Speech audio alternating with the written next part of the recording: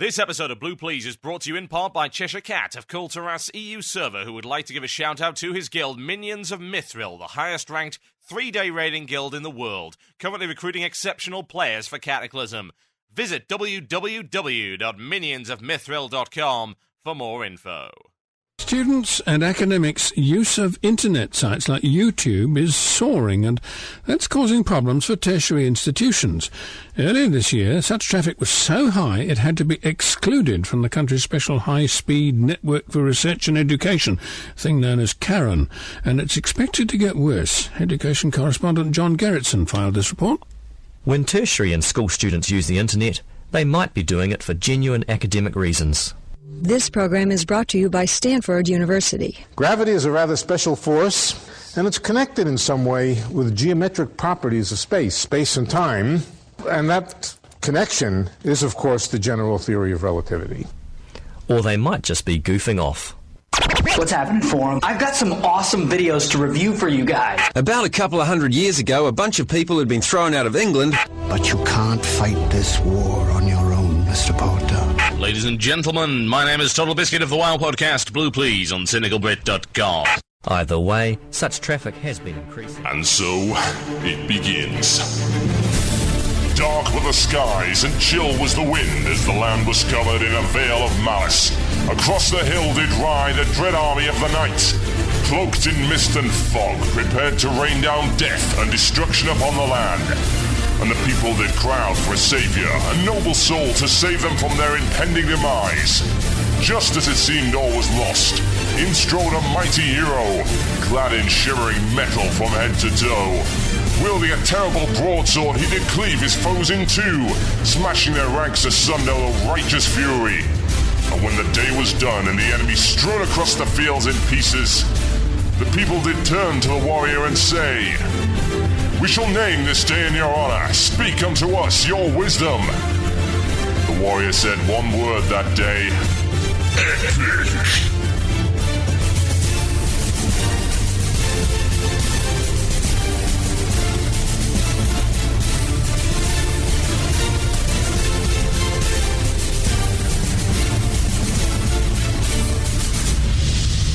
One man, one murloc, one giant angry badger. This is Blue Plz. It begins now.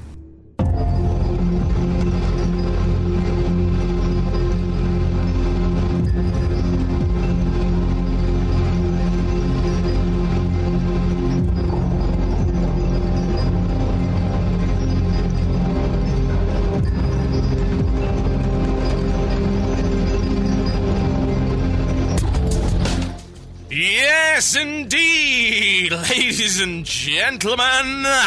My name is TotalBiscuit of the WoW podcast Blue Plz on crashingnewzealandinternet.com. Welcome to the show, and what a show I have for you today. I don't really, sort of a demi-show, I guess. Average at best. I've had a very, very, very tiring week. A bit worn down, really. I'm spending a little bit too much time making the videos and doing all of the stuff like that. Dealing with fools, of which there are very, very many. I wish there were not, but there are. Yes, there are. What have I got coming for you in the show today? Well, at the end of this show, at 11 p.m. Rel time, that's 10 p.m. BST, which is generally about half an hour after the show ends, we will be attempting to do Trollfest. What is Trollfest, you might ask? Well, Trollfest is a celebration of all things troll. Yes. Do we even need to celebrate all things troll? I thought that was a default position, but apparently some people don't celebrate all things troll. So, I'm going to make this the official Trollfest date. Trollfest will now be an official holiday. It will be every year on the 1st of October, which is, in my opinion, the trolliest day of the year. And no, that is not April Fool's Day. That is not the trolliest day of the year. This is the trolliest day of the year because I am declaring it. This is indeed a royal decree on the matter. Every first day of October every year will be Trollfest. But there is an alternative and indeed an ulterior motive for this. So, we're going to try and record a music video, and this music video is going to be for a very, very special track.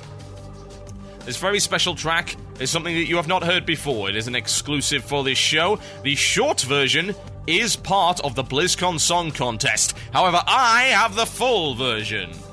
It's by Bruguy, and it's called The Troll Dance. Yes, indeed. 'Tis the Troll Dance. So, we will see how that one goes. Somehow I have a feeling that it's not going to hold up. Honestly. Everything's not holding up at the moment. Everything is breaking. People are saying that the stream is timing out. My stream's working fine. I'm looking at it right here. No problem at all. There's nothing I can do about that. If it lags, meh. You'll have to listen to it on the podcast. I cannot fix that kind of thing. You are overloading our servers, apparently. You are spamming it too much.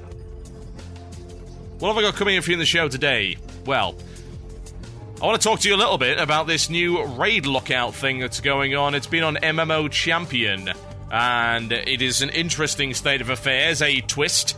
One might argue it's a backpedal, which would kind of suck. The flexible raid lock system will be implemented in 4.0.1, which I assume is going to be part of Cataclysm as well, as you might imagine. There is quite a few things to discuss on that regard, because it really is a 180 from the position that they had previously. Can't say that I am too happy about it, really, but we will be having a look, and we will see what happens a little bit later on in the show. What else do we have? Well, I'll talk to you a little bit about Heroic Blackrock Caverns. I have finished it. I have done it. There is a video in the works. It is not out yet, so I will give you guys the first exclusive look at Heroic Blackrock Caverns. I will tell you exactly what's going on with it and whether or not it's actually worth your time. Not that I really think that being worth your time is something that honestly determines matters these days. It's rather odd. It's very interesting to see people will willingly and happily run dumb, horrible, horrendous content. They will do it. I don't know why. Oh yes, actually, I know exactly why. The badges, ladies and gentlemen, or in this case, the justice points. Yes, indeed. Justice ready, folks. Let's get some justice points in there. 75 justice points per heroic boss, you say?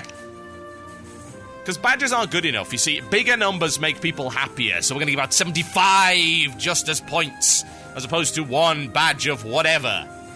It's really no difference. It's just a currency, just like the others, but they give you more. You remember those children's game shows where they always used to give you loads and loads and loads of points? It's like that. Because kids feel better if they get 5,000 points rather than one. Yeah? And this is the same principle. Exactly the same principle behind this. Oh, it's insanity, ladies and gentlemen. It is insanity. But it is the case, I'm afraid. Oh dear. Well, we'll see. What else do I have coming up for you? Well, we'll do Cataclysm Q&A towards the end of the show, and I might talk about something else if I feel like it. As I say, I'm not feeling amazingly well today. I've been sort of dizzy the entire day. It really doesn't work all that much. But I'll do what I can. So, the unofficial announcement of the Cataclysm release date, ladies and gentlemen, December the 7th. That's only about a week off what I guessed. So, let me put it this way. I was reading a very amusing tweet. There are certain podcasters that don't really like me very much. In fact, there's quite a few of them, and I'm totally fine with that. It's lonely at the top, ladies and gents. But a certain podcaster predicted, I say predictions, Nostradamus-style stuff. He was looking at tea leaves and all that kind of stuff. And he predicted 2011, and people said, no, of course not. And he bragged about it. And then about 6 hours later, the news broke that it was December 7th. So, yeah, you feel a bit dumb now, don't you? Here's the thing, prediction and guess are not the same thing.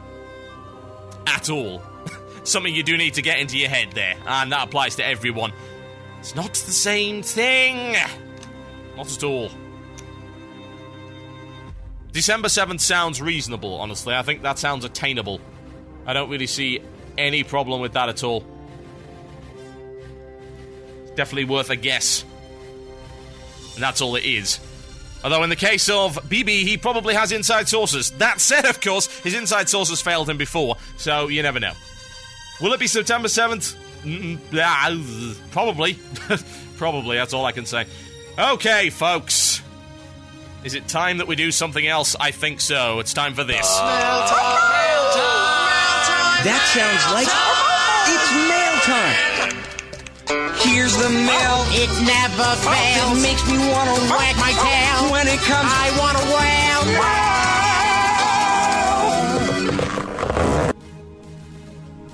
Yes, indeed, folks, it's mail time. That would be the time where I read the mail, as you might imagine. What else would I do? I could trick you one time. I do mail time, and then I go straight into Cataclysm Q&A, or into a random topic, and then, of course, it would be boring and whining, and they'd be demanding of refunds and all that kind of thing. I always like a little bit of hate mail. Hate mail's good. Hate mail is really amusing. So I'm going to take this one right here because, hey, I'm totally open to criticism and flattening it in a one-sided debate. This one comes in from Angelo, and he said this: "You, my friend, are an elitist jerk." And I say that with love, I'm sure. You said that the biggest enemy are those adults with jobs that want the game nerfed. I say you are exaggerating the amount of people that are wishing the game to be nerfed as well as how nerfed they want it to be. Not really. I've always accepted that the people that want the game nerfed are, in fact, the annoying, entitled, casual minority. I've always said this. I've always put it out there that the majority of players are the silent majority. The problem is the silent majority doesn't get anything changed. Therein lies the problem. The people that need to be flattened are the noisy minority. Now, as a new WoW player, I started playing a couple of weeks after Wrath released. No wonder he has this attitude, by the way. You played in Wrath and exclusively Wrath. This is why you hold this attitude, because you have been socially engineered by Blizzard to have it. It's as simple as that. Totally understandable. It's not your fault. You know? A lot of people that started in Wrath are unduly influenced by the way the game was designed in Wrath, and as such, they tend to think of WoW in a different way, in a worse way, because that's the content they've been given. I had difficulty getting gear from Nax, so raiding was essentially tough, especially for a noob. That's why you get a guild. 1. The conquest system came into effect. What? Once the conquest system came into effect, people like myself were given a fighting chance. No, I haven't become an elite-level raider since the badge system, but it has helped bridge the gap between players that couldn't raid at all to the players who get the chance to raid once or twice a week. That, to me, was the original intent of the system, to get those players who wished to raid but couldn't find their way into the gear a chance to get a stab at it. Here's the problem, right? Because you are a Wrath player, you don't understand how actual group play works at all. Because Wrath doesn't tell you. Yeah? There is no point in Wrath where it tells you to get into a guild. Indeed, you are not encouraged to do so. And for God's sake, 5-man play is optimal in a pug. Well, it's not really. It's possible to play it in a group, in a guild group, and still get the optimal setup. But really, the optimal way to do a 5-man in Wrath the Lich King is 4 guildies, 1 random. You take 1 random to get the 5% buff to damage, healing, and health. And then you take your 4 guildies.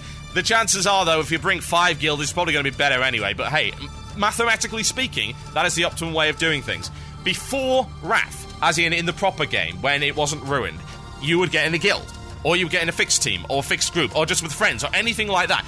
Guild play was the way to play. And that's how Cataclysm's going to be, and you're going to have to accept that. Everyone has to accept that. You want to know why you've got to accept that? Because it is fact. It's as simple as that. Just have a look at the guild perks. Have a look at the guild rewards. Have a look at everything you get. Have a look at all the benefits there are to being in a guild in Cataclysm, and tell me, with a straight face, that the way to play is not in a guild.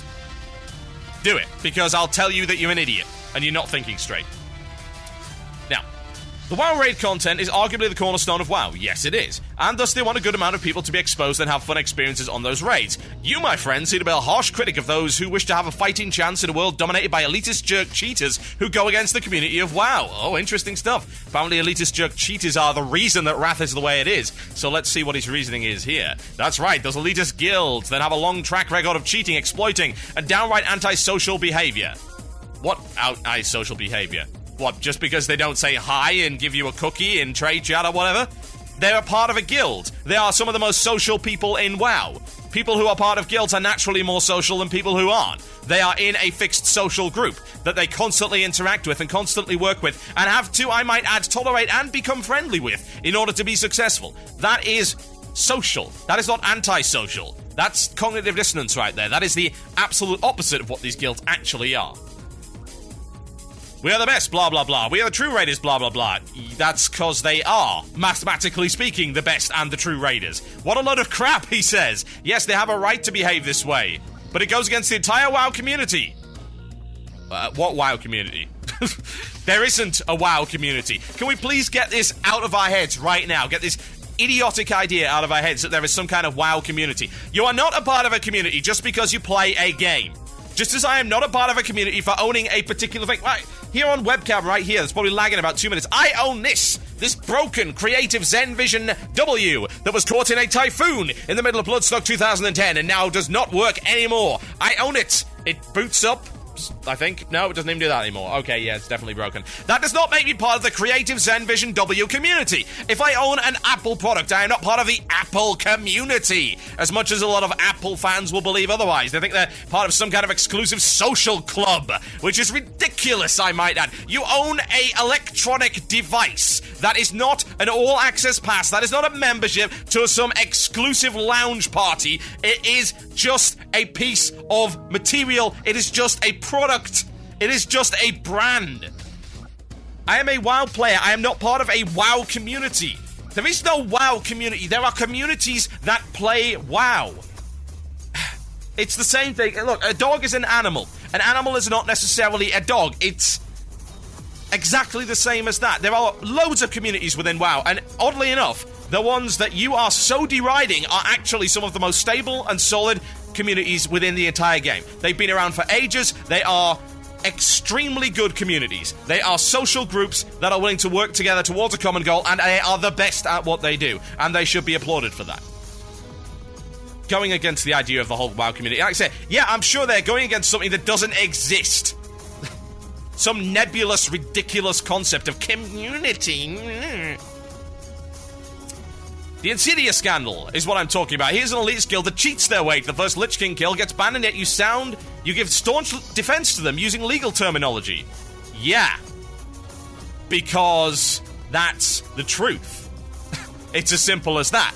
If you knew anything about raiding, which you don't because you're a casual scrub, then you would understand exactly where I'm coming from. And in a fight that intense, how blatantly obvious it is that they would not have noticed that this was happening. I mean, we had this discussion over and over again. We proved it beyond the shadow of a doubt. We looked at sources, we had evidence, we had witnesses that clearly said that yes, the Saronite bombs are required as part of a top-tier rogue damage rotation. So they were being used. And there's all these spell effects going off all over the place. There is no way you can prove that they actually exploited it. What it is populist drivel. That's exactly what it is. They banned Insidia because it would make people like you happy. Poor players, bad players, scrubs, entitled casuals. Those are the kinds of people that Blizzard wanted to make happy. They wanted to throw them a bone. They wanted to take someone down a peg or two, make an example out of them, make a martyr out of these guys. And you know what? Yeah, they were martyred for the raid community. And the raid community looked at it and said, you know, any raider that knew what was going on and was aware of the intensity of fights like this was well aware that Insidia didn't exploit jack shit. It's as simple as that. But as it turns out, the scrubs got into their heads that, oh, all right, okay, we can be just because those guys are a bunch of cheaters. No, you can't, because you suck, and you don't work towards it. It's as simple as that. If you're not even part of a guild, how do you expect to be that good? It's absolute bollocks. Insidia exploited a glitch, got caught, and got banned, yet you acted like they were the victims. They were the victims. They were made an example of, unquestionably. There was no evidence of any description to indicate that they actually cheated. I am what you claim to hate the most. A casual player who enjoys raiding, needs the Frost Badge gear in order to get in, doesn't have an elitist attitude towards a goddamn game. I believe a YouTube war is in order. I think you vastly overestimate your importance. Jesus. The YouTube war. God.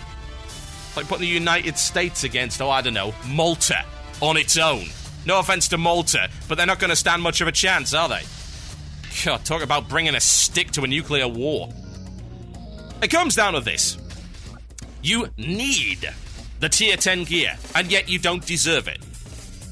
You would have had the Tier 10 gear, legitimately, if you had been part of a guild and if you had actually dedicated yourself to the cause of raiding over the course of the expansion. You didn't.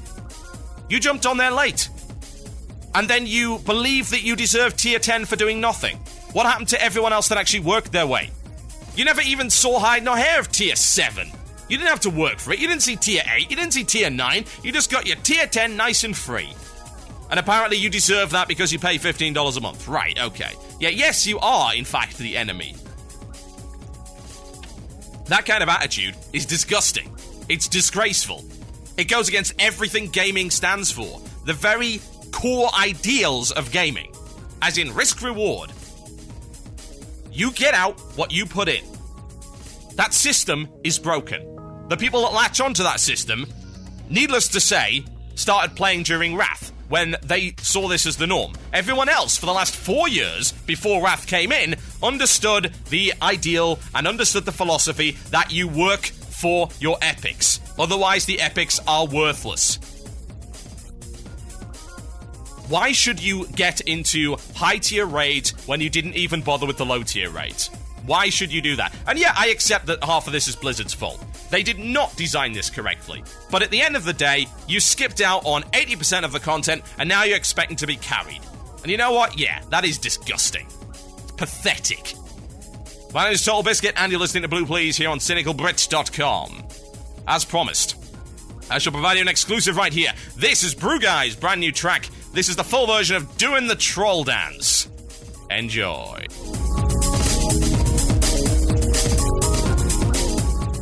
Hey everybody, you got your disco shoes on? Man, I hope not. Oh well, here we go!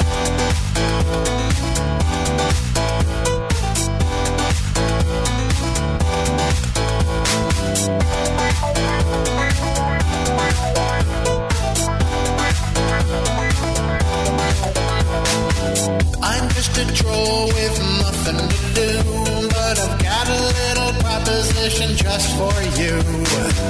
Me and my brothers, well, we know how to groove, so if you give me some gold, I might just show you a move. I could go out and do a money quest or something, but all I really wanna do is dance. You see, when you've got the moves, you really ought to flaunt them. Who knows, you may start a new romance.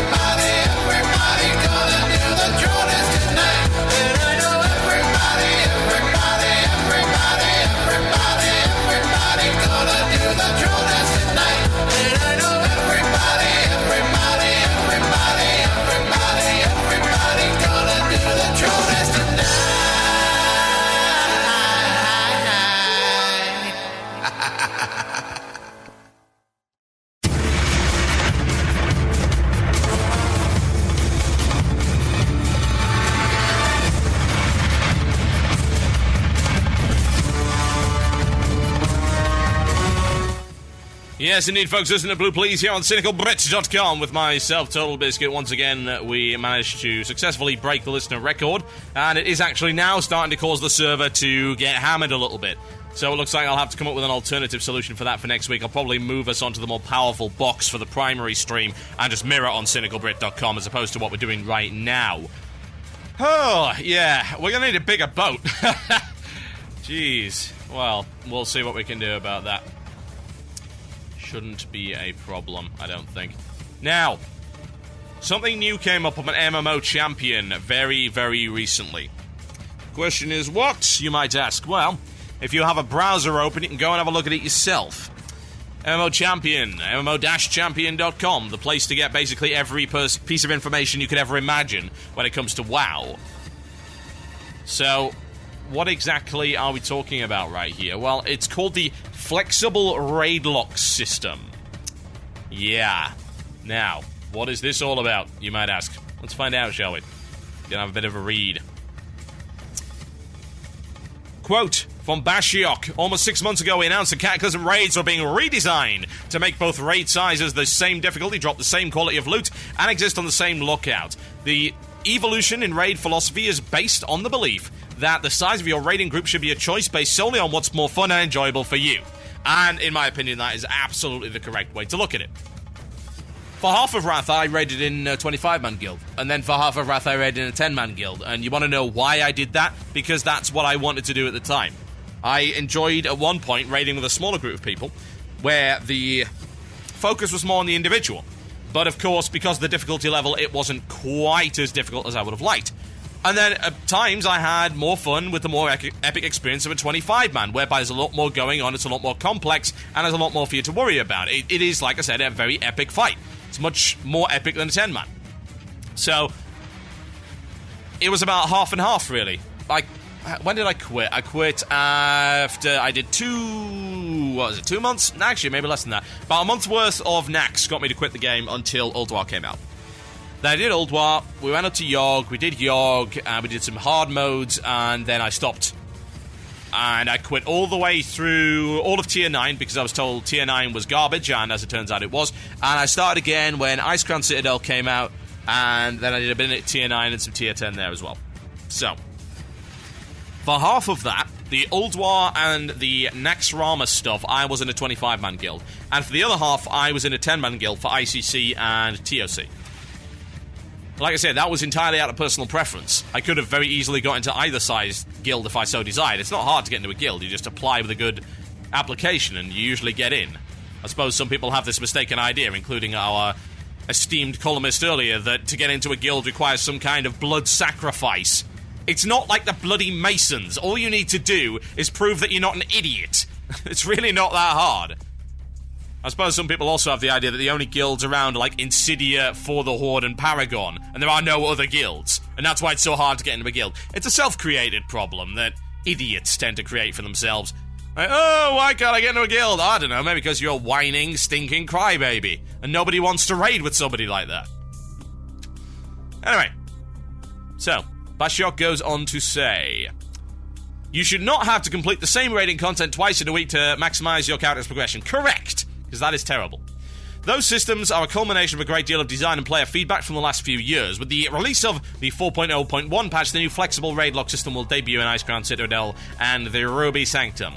With the flexible raid lock system, instead of being locked to a specific raid size or raid group, each character will have the opportunity to defeat each raid encounter once a week. You can kill Lord Marigar or Lady Deathwhisper with a 10-man raid on Wednesday, join a 25-man raid to kill Festigut and Rotface on Thursday, and then lead a completely new 10-man raid to kill a Lich King on Friday. Every raid has a list of encounters associated with the zone. For example, ICC has 12 encounters. After you defeat Lord Marigar, you can open up your character's raid information dialogue and you'll see a list of encounters in ICC with Marigar marked as defeated. You may no longer fight the Lord Marigar with any raid size or difficulty until the weekly raid reset for your region occurs. Interesting. So, this is actually a 180 on what they said they would do. And that actually presents a number of problems. So, when they first announced the 25 and 10, let's just say, Equality Act, Yeah, it really is. It's like some kind of Senate bill to ensure that everyone is equal in that regard. Yeah. It is odd, isn't it?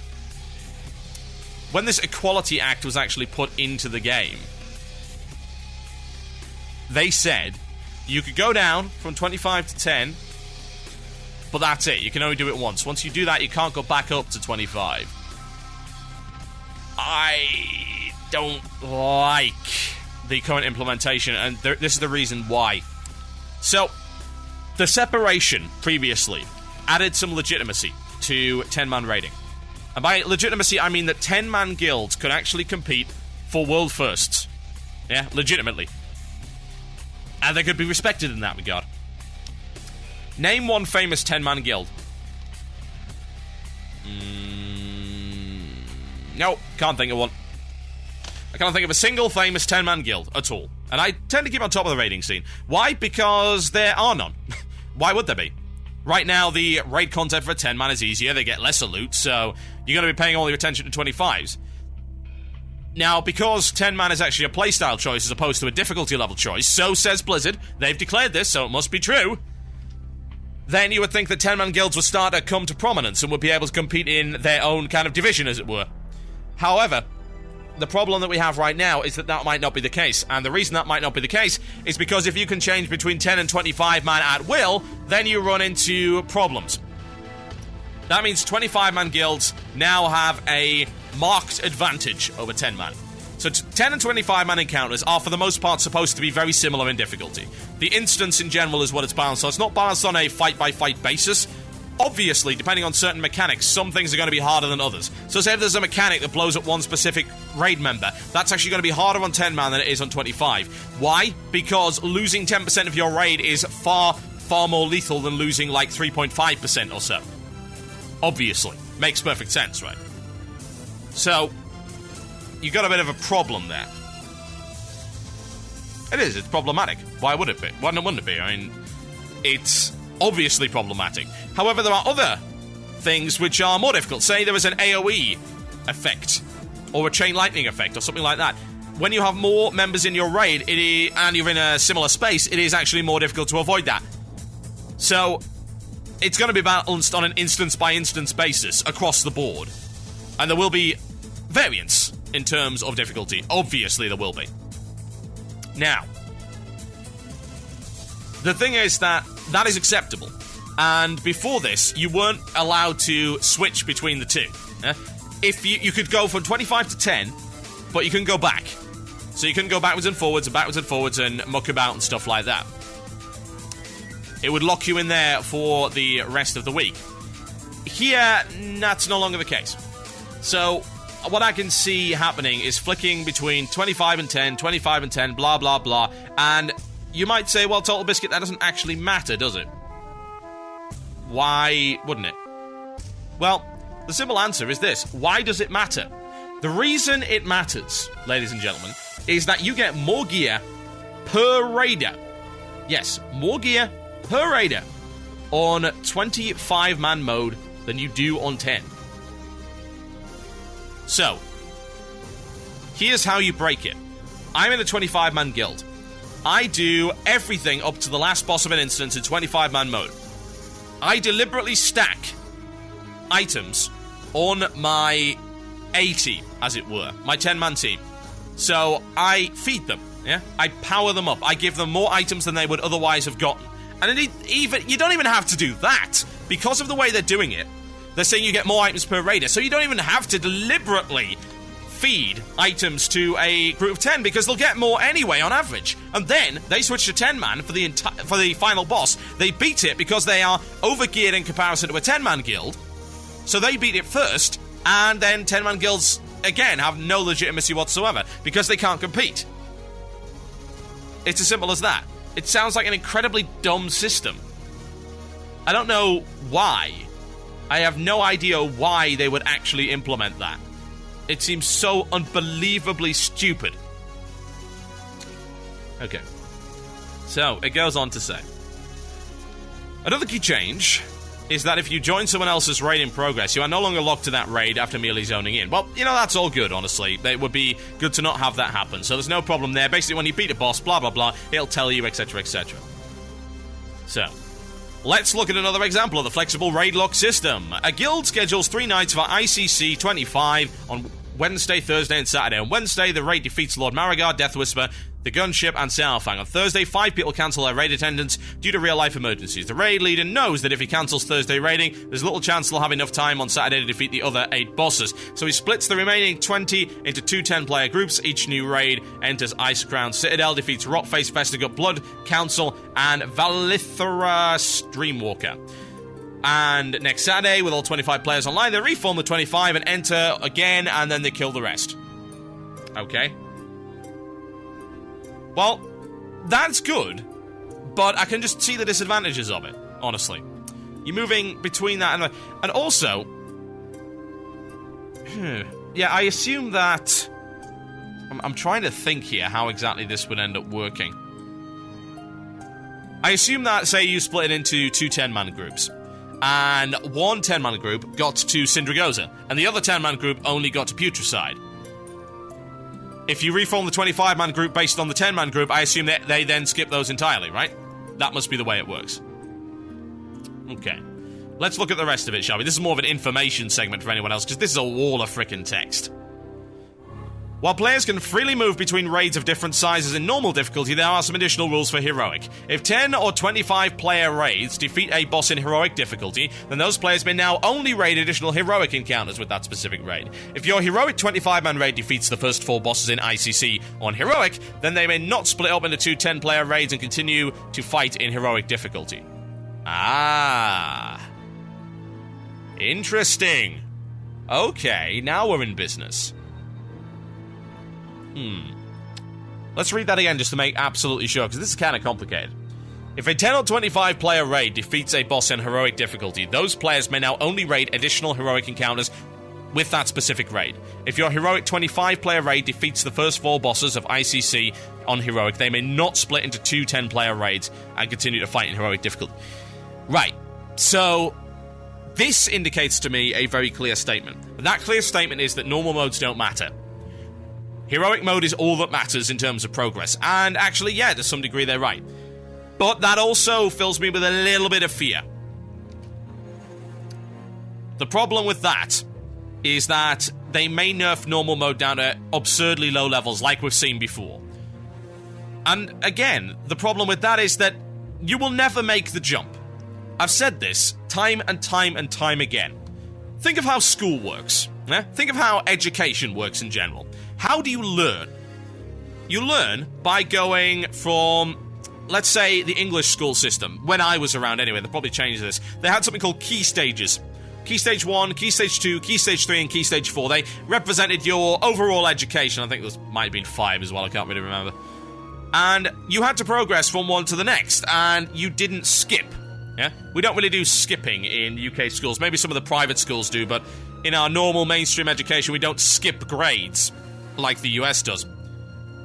But let's say, even if we were making an example, an analogy, if you will, to the US education system, which is allowing you to skip grades, what happens if you skip from grade 6 to grade 10? I would imagine that you're going to have a massive number of issues there. Because education is a gradual thing, the learning process is a gradual thing, it's got to be a smooth curve. It's going to go all the way up and up and up, and it might get harder and harder and harder, but the point is that at that point you've increased your capacity to learn, so you can learn faster. Which is why you can have a curve that starts to get steeper and steeper. What you can't have is a curve that starts off gently and then, woo, straight up there. I'm not talking about a brick wall, but I'm talking about a very sheer cliff face right here. We're talking Eve level of learning curve right here. That doesn't work. You cannot learn that way. You can't. You just can't do it. I'd like to give an example. This actually happened to us in our guild. Let me give you an example of this. This was sort of around the end of TOC. We put together a 10-man just before ICC came out, and we blitzed TOC normal, and then we hit a brick wall with TOC heroic. And honestly, we weren't playing that well. We'd been retired for like almost a year, so You know, most of these guys had just come back to raiding. Some of them hadn't even ever played in Wrath before. We put it together and we did that, and what ended up happening is we just hit this wall, and there is such a massive, massive difficulty disparity between TOC normal and TOC heroic, and ICC has some similar issues in places. That's really problematic, isn't it? That's a real problem. And this massive gap that I've spoken of on the show over and over again could be a real issue in Cataclysm as well. Because here's the problem. People that do bad content don't get any good. They can't do the heroic mode stuff, so they complain and they whine and they scream, and they want content for them. And actually, they're justified in wanting content for them. Because normal mode is too easy for most people. It is absolutely too easy. And hard mode is too hard for a lot of people, which is why you never have a game with an easy and a hard mode only. It's a bad design. Simple as that. You have multiple difficulty levels. And that's how you learn. This has been done before. TBC did it. Once they got some of the stuff into... Vanilla, it did it. Vanilla kind of sucked in terms of learning until they started putting in stuff like Zul'Gurub and AQ20, but by the time they had actually got to the Anchorage patch, things were looking pretty good for learning. You could learn and gear in 20 mans, and 20 mans would teach you a lot of different fundamentals about raiding, and they wouldn't go easy on you either. You could very easily get owned in there. Whereas MC, say for instance, was a terrible raid to learn in, and Blackwing Lair was actually a brick wall for a lot of people. There was a huge difficulty disparity there, and that was before they even brought heroic modes in. And like I said, my concern about that statement is, look, I don't object to the system per se. I think the fact that they are saying, right, you can't do this in heroic mode, that's good. That is good. That stops that nonsense from happening. And it does legitimize 10 mans again in heroic mode. But what that indicates to me is that raid philosophy now is normal modes don't matter. And technically they don't. But the problem is, if they are really, really easy, then we're going to have the same problem we had in Wrath. Exactly the same problem. People are going to be demanding more and more gear so they can actually try hard modes. They want to be overgeared for it. Hard modes end up getting nerfed. The other encounters end up getting nerfed. They get made too easy. And like I said before, if you're working through easy content, you don't learn anything, and the raiding base just sours. And people do sour against the raiding base on that basis. They start fighting amongst themselves. We need only see the attitude of the Wrath guy from the first email I read out on this show to see what easy raiding does to people. It turns them into bigots. Unquestionably. It's so very sad. So yeah, conclusion on this one, folks. I see the practicalities of it. I'm just really worried about that statement. Honestly, I really am. Maybe I'm just looking too much into it. And of course, the proof of the pudding is going to be in the eating. But I do find myself very concerned by that, and I hope that Blizzard do not make normal modes too easy and use them as a learning experience for hard modes, as they are supposed to be. My name is TotalBiscuit, and you're listening to Blue Plz here on CynicalBrit.com. You guys seem to really like Disarmonia Mundi, so why don't I play some more of it for you? This goes by the name of Building an Empire of Dust. Enjoy.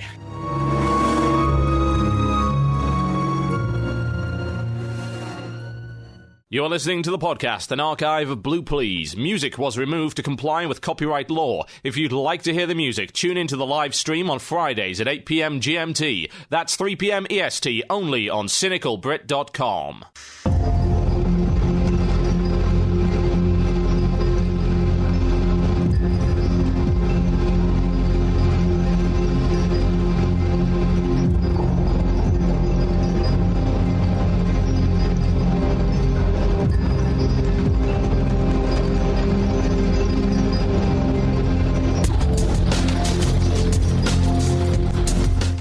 Yes, indeed, folks, isn't the Blue Plz here on CynicalBrit.com with myself, TotalBiscuit. I'd like to give a quick shout out to the GMs that are hanging around at the Trollfest event. We apparently have over 500 trolls on the server. The event is not starting for another hour and 10 minutes.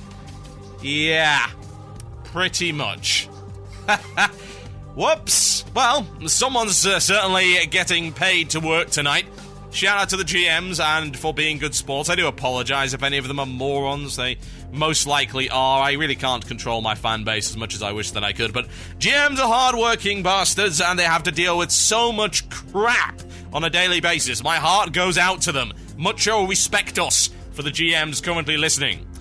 I will be online in an hour and 10 minutes. If you can keep the servers up for... I only need about 5 minutes. That's what she said. Actually, did she? Huh. That wouldn't make any sense, would it? Maybe it would. Well, whatever the case, I only need about 5 minutes worth of footage to get this music video done, and then you can crash the server all you damn well please. But yeah, we'll see how it goes. I think all the Trollfest has indicated is that MMOs really don't deal well with massive numbers of people, which is extremely ironic. A massively multiplayer online role-playing game, as long as there aren't massive numbers of people in one specific area. Yeesh. Server technology, folks. How does it work? Okay, I want to tell you about heroic Blackrock Caverns.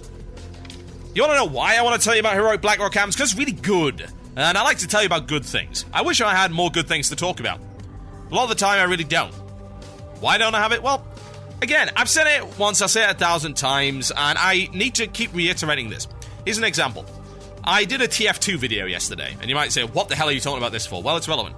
I did a TF2 video yesterday because I'd been working on WoW stuff for about 10 hours, so I think, right, you know what? I could play games, or I could have a look at this new update that just brought out, the Manconomy, which is this in-game item store and a whole bunch of other cool stuff.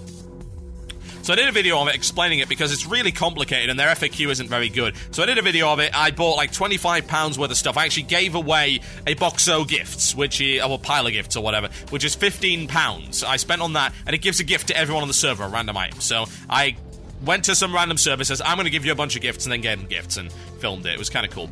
But at one point in the video, I mentioned that the Steam Wallet system on Steam is much better than, say, Xbox Live Arcade and crap like Riot, yeah? Riot Games, they make League of Legends, and I love League of Legends to death. I play it on a daily basis. But I also recognize that Riot are literally scamming people out of money with the point system. They are. Riot points. Someone did a bit of math, actually. I'm going to see if I can pull this up, because this mathematics is unbelievable. It really is. Someone came up with this, and it is absolutely insane. Let's see. The LoL Community Forum, blah, blah, blah, blah, blah. It is here somewhere. I know they posted it. Problem is, of course, I've got a ton of stuff here. I'm gonna have to find this, because I want to quote this, because it's freaking fantastic. LOL, thanks and miscellaneous thoughts. This might be it. Let's see if someone has done the mathematics on this. There are a number of League of Legends posts here. I'm gonna have to search, aren't I? I don't even know what's on my own forums. Riot points. Search Riot points. The DLC currency swindle. Here we go. That's what I'm talking about. So, Lead Hacksaw did maths on this, and it's interesting, to say the least. Riot points. Most of the Riot point amounts you can buy are actually prime numbers. Yeah? Now, here's the math. In order to buy... wow, this is insane. If you only bought items for 260 points, which is on sale, you would have to buy 13 times 5 equals 65 sets of Riot points, which is £1,170, and use those on 43 multiplied by 7 multiplied by 3, which is 903 items, until you have no points remaining. Think about that for a second. Riot points, £1,170. Good God! The swindle is unbelievable. Microsoft ended up getting sued for this. Riot hasn't yet, but they will. Probably they will. Unbelievable. Okay. So, why am I mentioning this, you might ask? Here's the reason. The reason that I mention this is that people don't understand what objectivity and critical thinking is. As in, I can love something and yet still criticize it. In fact, that is the best way. I hate bringing politics in again, but at the end of the day, my wife and son are American. I have a vested interest in America going the right way. And hell, I'll probably be moving there very soon. So, I have a vested interest in America being a good country and actually prospering as a nation. And there are always people that say, look, the biggest patriots, you know, and the best patriots are the guys that love the country, but can criticize on an objective basis. Criticizing does not mean you hate America. And it doesn't mean you hate Riot Games or League of Legends or World of Warcraft or anything else. I love League of Legends. It's a great game. I like WoW. It's a really great game. But that doesn't mean I'm not going to criticize it. Why do I criticize it? Because I love it. Because I want it to be better. It must be better. It has to be better. Why would you not want the things that you love to be even better? Are you crazy? Are you literally insane? Why would you not want that? Someone please explain it to me. So when I criticize World of Warcraft, I do it because I love it. Seriously, I do. I don't hate the game. Jeez, why would I spend 5 years talking about a game I don't like? Are you insane? You can't be serious. WoW is a great game. That's why I criticize it, because I want it to be better. Blizzard is a great company. That's why I criticize them, because I want them to be better. I want to hold them to account, because I know they're more capable than this. I know they can do better. Look at the history of the company. Look at the classics they've released and tell me that Blizzard cannot do better.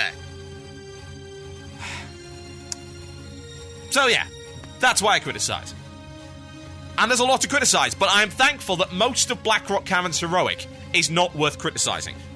And I don't mean because I just don't care, it's because it's actually good. Let me tell you about it.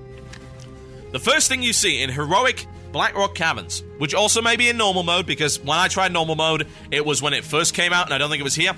There was a gnome there. He goes by the name of Finkel Einhorn. You should remember him. He was in the Beast's Belly. Now, for some reason, he has befriended a troll, a giant troll berserker by the name of Raz, and Raz has been imprisoned. He wants you to go help him. So you take your first quest from him, and he gives you Finkel Einhorn's diving helmet that you automatically wear. You get to run this entire dungeon in a giant diving helmet. It's freaking pro. And you come up to the first boss, and you get given these constant quests. It uses the new remote handing system, and this diving helmet actually has two-way communication, so that's its little gimmick. And you come up to the first boss, and the boss flattens you into the ground. It is glorious. It is so good. It really is. It is so good. Some people say that I'm a masochist, that I love dying. And hey, do you have a fetish for dying, TotalBiscuit? No, that would be really awkward, wouldn't it? But whatever the case, no, I like hard games. I like challenging games. I like to be challenged. I like to be tested because the bigger they are, the harder they fall. And the more chase you have to do, the more work you have to put into something, the more satisfying the conclusion. And I'm sure that some of you will know exactly what I mean. It's true. So, that boss, the first boss of Heroic Blackrock Caverns, owns. It's so good. Watch my Wipe Fest, my Wipe-a-thon 3000 video that I put up on my channel on cynicalbrit.com. Is it up on there? Actually, it's not yet. I've been having some problems with cynicalbrit.com. You might be aware. I can't keep up with maintaining it. I need someone to actually maintain it that I actually trust to access my database. So, yeah, it's going to be kind of hard to find someone to do that, but hey, we'll see what I can do. Anyway, back to the point. The point is quite simply this. That Wipe-a-thon 3000 video will show you exactly what I mean with that boss. It is so good. The mechanics are so tight and well put together. It will wipe pugs, and it will wipe them over and over and over again, and they will cry, and they will scream, and they will bawl from the rooftops, and it will be glorious. And I will feed on the tears. Puppy, delicious puppy tears. Suck less. And you'll be able to beat it. It's not like it's ridiculously hard. It's just got mechanics that require you to think. Engage. Yes. Engage. Okay. What about the second boss? Well, the second boss is kind of neat. The thing about this entire dungeon is that it shows off a wide variety of different kinds of fight. The first boss is a focus fight, yeah? Your entire group has to be on the ball, yeah? The second fight is a DPS test. And that is not in the case of, you have to nuke it really, really hard. It's not a DPS race, it is a test of your DPS. And by DPS, I mean the members of your group who are DPS. There are 3 laser beams coming down, and they are making contact with some unpleasant individuals. Now, what this does is, these laser beams are actually channeled from a captured nether drake. And they're creating these evolved twilight draconoids, very unpleasant.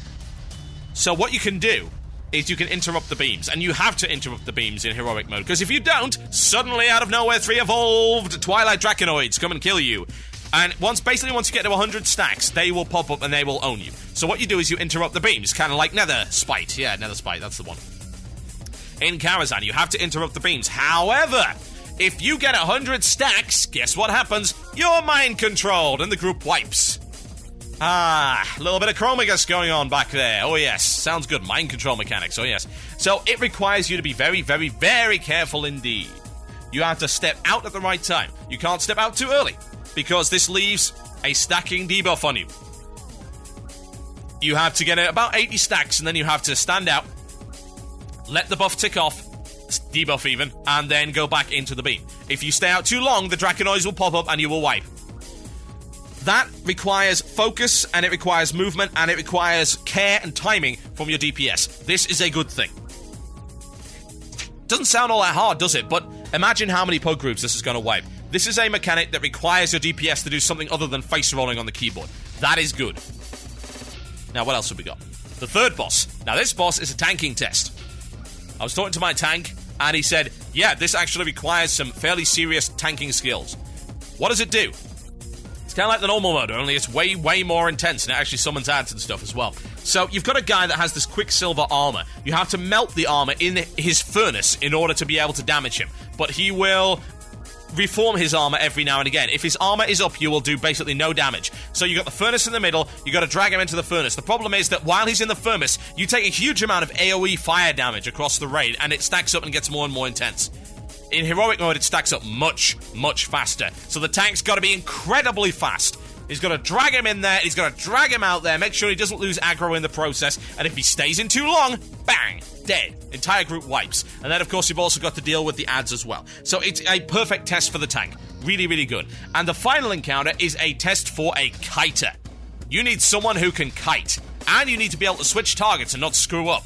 It is a focus test for the DPS, and a big test for someone who can kite. We had a Warlock do it. He did a really good job. Hunters can do it. Anyone could do it. I mean, a mage could do it very easily. Either a Frost Mage or an Arcane Mage. No problem at all. They would be able to kite. There are numerous classes that can pull this off. You've got choice. And that encounter basically involves kiting a bunch of ads, and at some point, the boss will switch between the ads. So he'll actually teleport to where the ad is. And then you have to reset aggro, you've got to pick them all up again, drag them around the room, make sure you're away from them. Because if you're not, it'll do massive AoE damage to the group and you wipe. So every encounter is a test for a different part of the group. And of course, the healer is always tested this entire time, particularly in the last fight, because of course, if the kiter starts taking hits, you've got to heal him as well as the tank, so the healer doesn't have an easy job of it. But it's nice to see the entire group tested and literally stuck into the fire.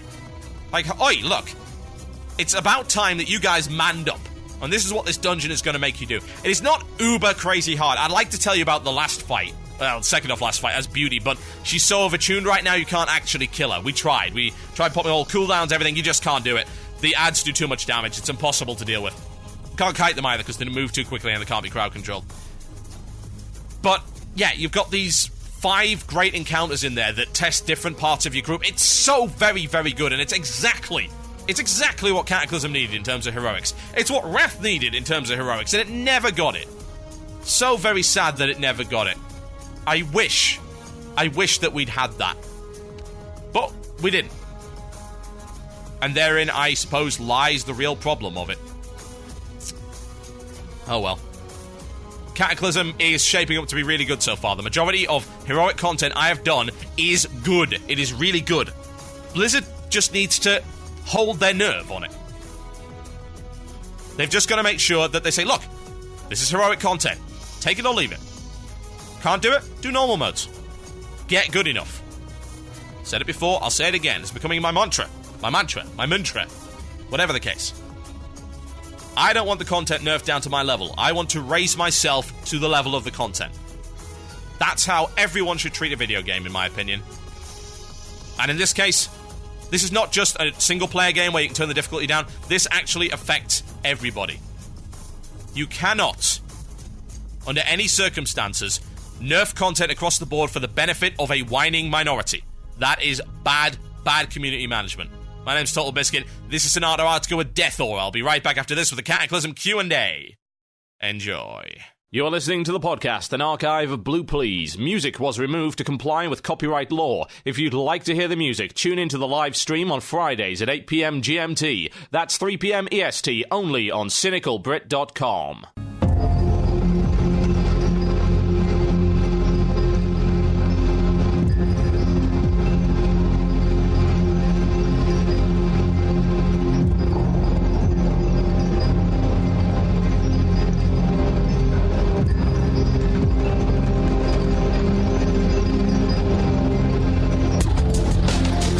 Yes, indeed, folks, you listen to Blue Plz here on cynicalbrit.com with myself, TotalBiscuit. So let me tell you what you've achieved. This is only from, I might add, people on my Twitter and my Facebook. I did not advertise this on YouTube at all, which is where my 126,000 subscribers are. So, you have crashed the Anchorage server on around 3 to 4 different occasions. You've gotten to the point where GMs have come in and told people to log out, sending in-game customer service mails as well as PMs. Wow, that's pretty damn impressive. Oh, I might also add, Trollfest was not scheduled to happen for another hour. So, just imagine how many people would be coming in for that. Now, not only is that an achievement, but it's also a blatant demonstration. It's a blatant demonstration of the fact that Blizzard servers cannot handle massively multiplayer gaming. They can't do it. Any kind of event. Just any kind of event. They can't handle it. You know, I know of certain companies that actually pay attention to these kind of things and are able to reroute power in order to make that happen. For instance, CCP. They are able to ensure that events like this one stay stable. They're able to reroute power deliberately in order to make sure that various sectors are given more processing power, more bandwidth and things like that, and will actually stay up. They might lag, but they will stay up. So, why is it that Blizzard server architecture can't do that? I would like to know. I think that's a valid question. I'd like Blizzard to answer that for me. What is up with your server architecture in such a way that you cannot handle that? Because that was only 500 people. Yeah. That was only 500 people. I could have done 50,000 if I so desired by simply posting it on YouTube. I didn't, because I knew that it might be a problem, so I only posted it on Twitter and Facebook. And then look what happened. It does indicate to me a problem. Now, I'm not blaming the GMs for this. If the server is going down, then yeah, absolutely. It's not the GM's fault that the server is going down. They're not the guys in charge of the server. But what I am saying to Blizzard is that your server architecture seems to be a little bit weak. I mean, let me just think about this for a second. If I had the desire to do so, I could crash any one of your servers just by putting out a tweet. Just think of how dangerous that actually is. Just consider that for a second. How ridiculous a concept it is that one person can do that. That's unbelievable. That is the kind of thing that a large developer running one of the largest massively multiplayer online role-playing games in the world needs to consider. Because, you know, I'm not going to deliberately do that because I'm not an idiot. But what if somebody was? Just think about how much damage they could do. It's like DDoSing. You know, it literally is. It's like distributed denial of service attack on a server. Only you're not DDoSing them, you're just logging in and dancing. Good Lord, Blizz, come on. Let's get your infrastructure sorted out. Whatever is causing that to happen, that needs to be dealt with. And like I say, I'm not blaming the GMs. I would never blame the GMs. The GMs are awesome. I have no intention of putting any of the blame on the GMs. The GMs are just doing their job. So I'd ask people, don't harass the GMs for just doing their job. It's not their fault that server architecture is, 6 years out of date? Hell, I think actually WoW has gotten worse over the course of 6 years rather than better. Anyone that saw Lagaran is well aware of that. That never happened in vanilla. Hell, I think the only time that Lagaran ever happened was during the AQ40 event. And there were thousands of people there. Now it can't handle 500 in its engine. Wow. That's embarrassing, Blizz. You might want to get a handle on that. Cataclysm Q&A, folks. Bring it in. TheMurloc@gmail.com is the place to email. That is TheMurloc@gmail.com, or you can PM me on IRC. Don't PM me on Tiny Chat. It's too laggy and it doesn't work. But you are more than happy to send it over if you so desire, on... Yes, what have we got here? QuakeNet, folks. It's a place to do it. My name is TotalBiscuit on QuakeNet. Very easy to find it. I do have a QuakeNet Java chat link, and yes, you hear clicking as I'm closing about 50 irrelevant PMs. So, that's not too good. There we go. Now, what I would also say is I would like to promote something, and that's the contest we've got going on for one more week. Yeah? One more week for the contest for posters. Yeah? Poster contests for Cynical Brit. All of the ones that don't infringe copyright, we're going to try and make it to t-shirts and stuff like that. And I'll tell you what I'm going to do. The markup, I'm going to donate to charity. So I'm not going to be making any money off this. All the money that we make off of our Spreadshirt store for these t-shirts is going to charity. Now, what I'd also like is I'd like to get some kick-ass prizes. Now, I am putting in about $100, $150 of my own money into this. If people want to help donate, even with just a couple of dollars, to help get some really kick-ass prizes to the guys that made this really cool stuff, and of course are helping to make merchandise for you guys and to raise money for charity, then that would be awesome. There is a donate link on cynicalbrit.com. Even if it's just $1, it helps. All the money that gets donated over the next week is going into a prize fund. Yeah? And I'm going to use that prize fund to buy some kick-ass prizes for the guys that entered that contest, because I think they really went out of their way to create some amazing work. And you can check it out on the community page. We've got our community forum right here. It's a 22-page thread. And that is the actual competition. Yeah? It's amazing. It's unbelievable. It's well worth looking at.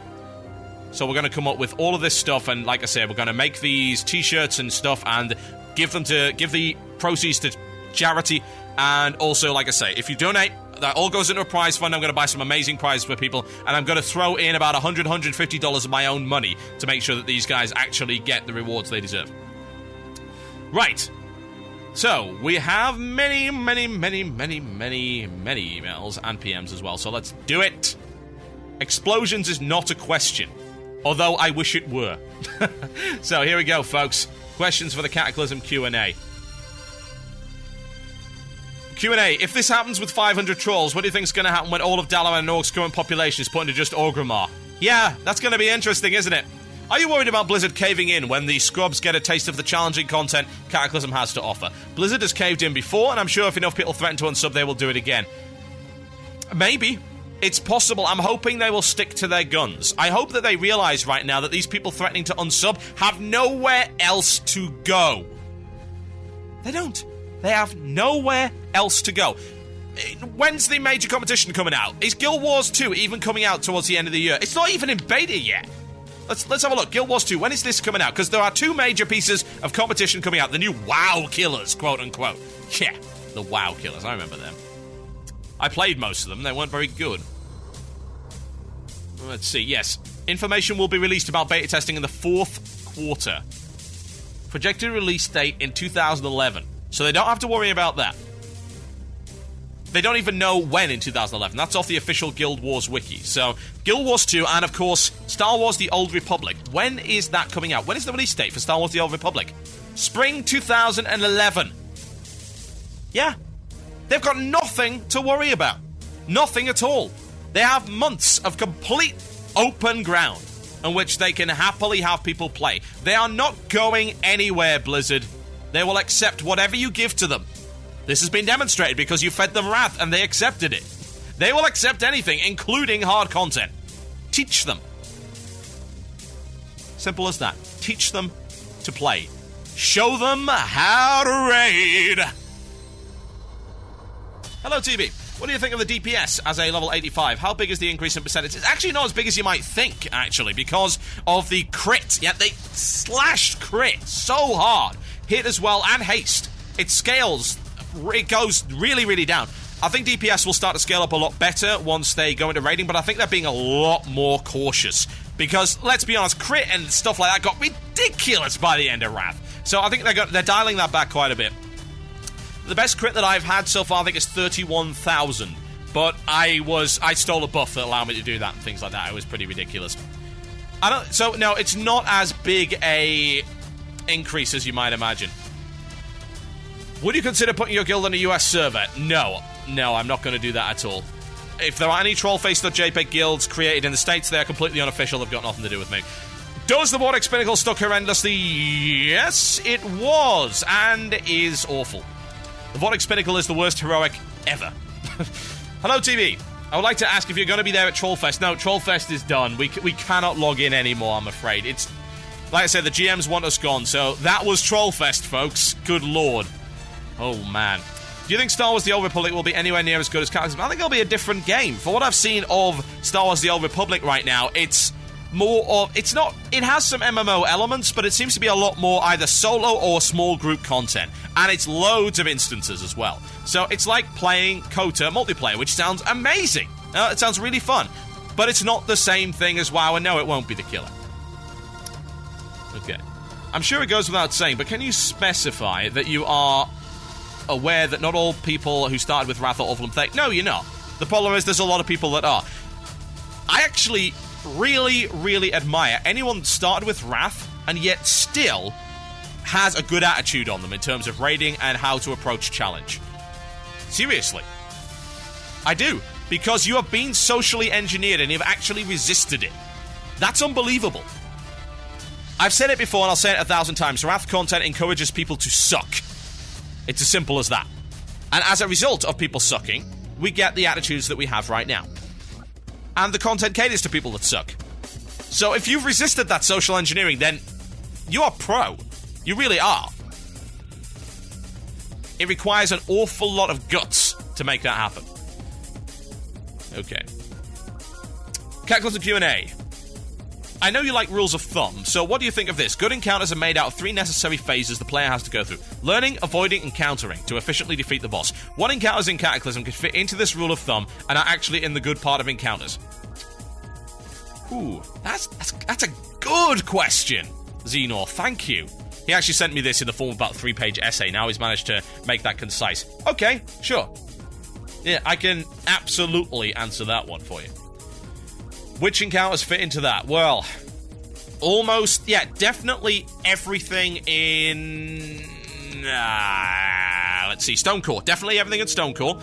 Everything in Throne of Tides that I've seen so far, because I did some of Throne of Tides, but it was crashing. Couldn't really get a proper recording on that one. What else have we got? Heroic Blackrock Caverns has got that. Some of Heroic Deadmines has got that. Not all of it. Now, there are some... Like, say, the Captain Cookie fight, there's nothing really in there. There's nothing in Admiral Ripsnarl that does that, but the first Ogre boss has that.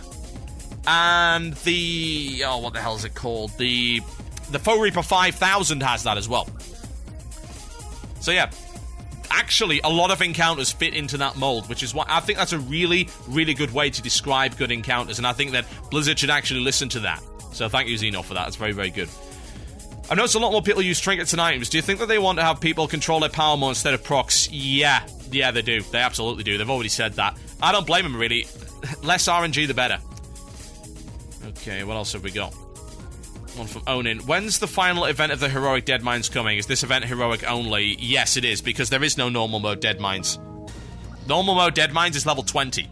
So Heroic Deadmines, yeah, that's the only place. I actually ran normal mode Deadmines, and that isn't there. So when is it coming? When I get the chance to film it. It's a one-shot event, bear that in mind, so you've got to run the whole thing. Am I now a WoW terrorist? Apparently. Yeah. Also, by the way, if you have screenshots and footage from the Trollfest or the aborted Trollfest, please post it to facebook.com/cynicalbrits. You can post it on the wall there. So I'd like a big gallery of all the stuff there. And I'll try and make the music video from screenshots and bits of footage that you've managed to grab. So we'll make this a scrapbook video. We'll make it from fan footage. So if you've got some footage from Fraps or you've taken some screenshots, we'll try and build a video out of it. Are the Tolbarad instances just like the Wintergrasp ones? I don't know because it hasn't been released. If you're talking about the Baradin Hold, the VOA, I don't know. It hasn't been implemented. Do you know if any new raid content or if the Alchemy Mount... The Alchemy Mount is in there, raid content isn't. Alchemy Mount takes loads, absolutely massive amounts of resources, so I can't imagine that it's going to really appear in the next day or so. But once it does, I will film it. Okay. Do you think I'll get banned for the Cataclysm beta due to Trollfest? If I get banned for the Cataclysm beta due to Trollfest, it is the biggest PR mistake Blizzard could ever possibly imagine. I will rain down hellfire and destruction, and they know it. Besides, I didn't do anything wrong. It's a promotional event for World of Warcraft. I asked people to log onto a server that they paid for. What's the problem? Okay, is there a daily profession? Are there daily prof quests in Cataclysm? I think so, yes. As far as I am aware. Okay, what else have we got? A couple more things, and then we'll do shoutouts, and then we'll end the show. Do you think the Blizzard should implement dungeons designed for solo play? Oh, I don't know. I mean, there is a legitimate point, I suppose, for solo play dungeons and events like that, and they've done it before. They did it in Wrath. It wasn't really dungeons per se, but it was actual world events. Things they could do it with phases. They don't have to do it with dungeons. They can just make actual phases, and yeah, they should do that quite a bit more. I would definitely like to see that happen. Maze-style stuff, yeah, why not? Although, don't do too much of it, because, like I said, the group content has really declined. There is no real group quest content anymore. They actually shied away from that, because they wanted people to be able to solo everything. I don't agree with that at all. I think there should be way more group quest content outside, I might add, outside of the actual instances. It would be really nice to see that. So, yeah, I would say that you need to do more of that. Alright, if you don't want to kill AQ, why don't we kill Mazwigo instead? We're not killing any more servers tonight, good lord. Okay, one last question. Do you have any plans to release raiding videos in Cataclysm, and once the raids are available? Absolutely. It's going to happen. Shout out time, folks. Send them in via Twitter. Send them in via the chat room on QuakeNet. That's irc.quakenet.org. # Cynical Brit. Or email them into themurloc@gmail.com. That is themurloc@gmail.com. Well, if it makes you feel any better, folks, as they're doing the Trollfest, I'll make more videos for you tonight. I've got 2 great videos to show you. Kick-ass introduction to Twilight Highlands. Oh, you have no idea how awesome this is. It's seriously, you thought the Oldham intro was good? That Oldham intro is nothing. Just forget the Oldham intro. Twilight Highlands intro is badass. Also, I've got a full video heroic Blackrock Caverns. I'm going to work on one of those tonight. So that's what you're going to get instead of Trollfest. And like I say, I can't do anything about Trollfest, really. It's so awesome that you guys showed up for it. Really. It's amazing. Post all your pictures, post your videos to Cynical Brit, the Facebook Cynical Brit page. That's facebook.com/Cynical Brit. Post them on there, and I'll try and make a video out of it. But like I say, I'm not going to go against Blizzard's will here, because, you know, the GMs aren't... It's not their fault that the server's dying. So don't blame the GMs, please. They're just doing their job. Okay, shout-out time. Shout out to the Warlords of Oblivion, EU Karazhan. See, I was shouting, that's from Mickey Bank. And I give a shout out as well to Omega Hey, who actually set up the Trollface.jpg guild. That's going to be the official guild. It's going to be set up. It's already set up so that we don't have the name stolen, basically. And the recruitment will be happening pre-Cataclysm, and I'll tell you what. And like I said about it before, it's going to be an open guild. It's going to be organized into divisions, each with an officer to lead them. So if you want to raid, if you want to be really hardcore, you can do it within Trollface.jpg. You want to be casual, you can do it within Trollface.jpg. You can do anything. Indeed. We are frickin' Zombocom, ladies and gentlemen. You can do anything with Zombocom. Or in this case, with Trollface.jpg. This will be the ultimate guild experience for you. If you've never been in a guild, you come join us. As long as you are not an idiot, and trust me, we will kick out idiots, then you will enjoy yourself in Trollface.jpg. All you need to do is be a troll, turn up, and don't suck. A shout out to Void on US Cadgar for getting their Bane of the Fallen King achievement, and wishing myself and them luck for downing Heroic Lich King 25. Oh, yes, indeed. It's good stuff. A shout out to Glenfid on the Arathor US server, that's from Dlee, and a shout out to Red Cooter on Eatrig US for finally getting shout out on. It's not epic, it's legendary. Yes, indeed. I suppose it is. What else do we have? Shout out to Elephant for helping crash AQ. Shout out to Fail on Blackmoor EU for being one of the few reasonable people out there. Too bad that the event didn't work out.